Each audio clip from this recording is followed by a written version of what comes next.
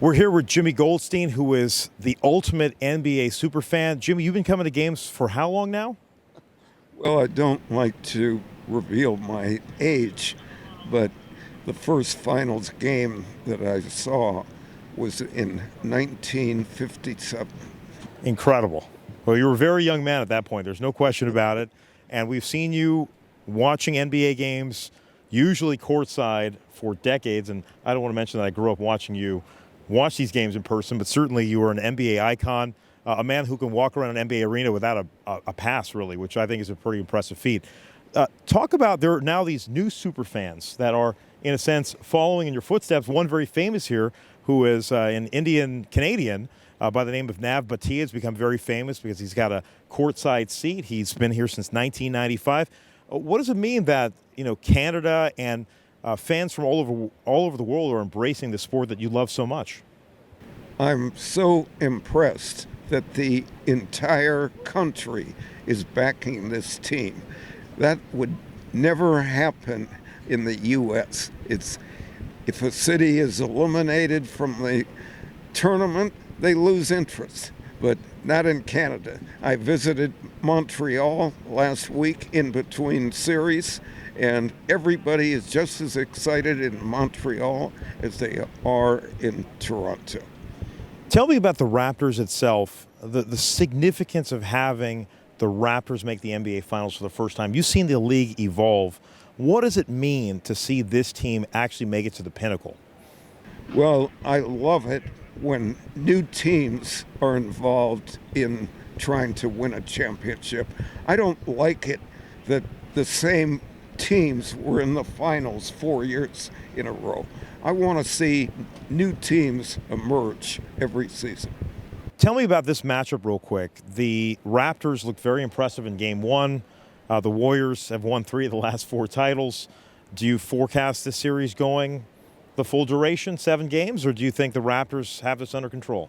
Well, I certainly don't expect a sweep, but I think it's going to be a very good, long series.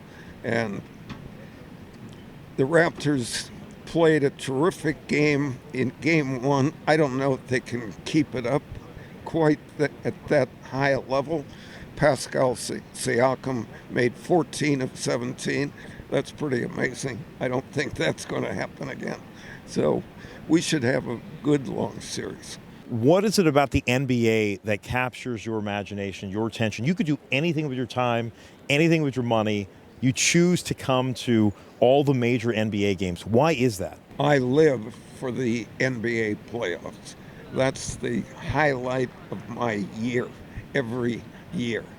And I can't get enough. I love the excitement of being at the games in person. And I've been to 34 playoff games this year.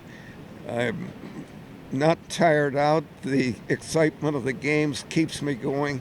And I hope to continue to do this for a long time. Now, this is a physically arduous process for those of us that are covering the games, those of us attending the games. The games start late, 9 p.m. Eastern.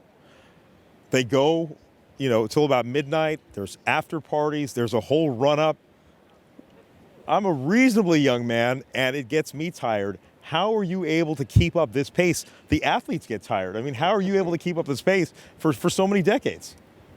I seem to be able to do it. I haven't gotten sick this year, even though I had such an arduous travel schedule going from Portland to Houston on flights that left at 5 a.m. I've been doing it, and I still feel great. So as long as I feel great and I'm having so much fun, I'm going to keep it up. Do you think the league is it's the best shape it's ever been in terms of the style of play, fan support? Obviously, the monetary considerations are gigantic now. I mean, do you feel the league is as strong as it's ever been? I think the overall fan interest, not only during the season, but off season, with all the free agent signings and so forth, it's never been as good as it is now. And Does the league need a marquee team in New York or Los Angeles to thrive, or are we okay with having a Cleveland show up in the finals, of Toronto, which is not even in the United States, or a Golden State, which is a franchise I watched for decades, flounder, and now they're flourishing? It's changed in that regard in a good way, because now it doesn't make any difference whether it's a small town or a big city. People were talking earlier in the playoffs, what if Milwaukee plays Portland in the finals? And I said it still would have been great. There's just as much interest whether it's a big city or small city now. And it used to be, oh, the NBA is rigging the games so that the big city is in the finals. Nobody talks about that anymore. Tell me about the relationships that you've built with NBA officials. I saw you talking briefly with the general managers and other leaders here. I mean, obviously, folks embrace you. What is it like building a rapport with 30 different teams and the layers of management and the fans and the recognition that you personally get? It's terrific. It really adds so much to my enjoyment of the NBA that I've gotten to be friends with so many owners and all the way down to the media in every city. Players come up to me and introduce themselves, and it's really fantastic. The NBA is truly my family.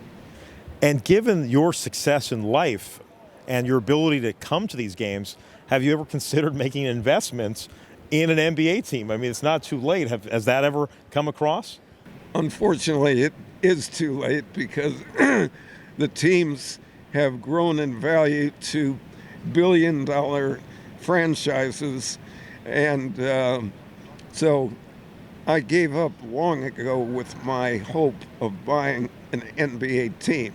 But when I was younger, I did toy with the idea. At one time, the teams were selling for $12 million and prices like that.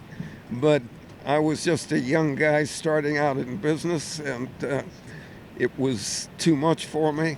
I never wanted to have a lot of partners, so it never happened.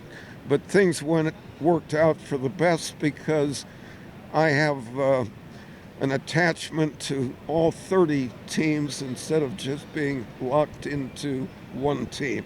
And I'm very happy with the way it's worked out. What advice you have for anybody that wants to emulate your amazing lifestyle? What can they do to follow in your footsteps? Well, I'd say that they should make their passion a high priority. And if they really have a passion for basketball the way I do, that should come first before anything else. And that's the way it is for me. Jimmy, thank you for your time. Thank you.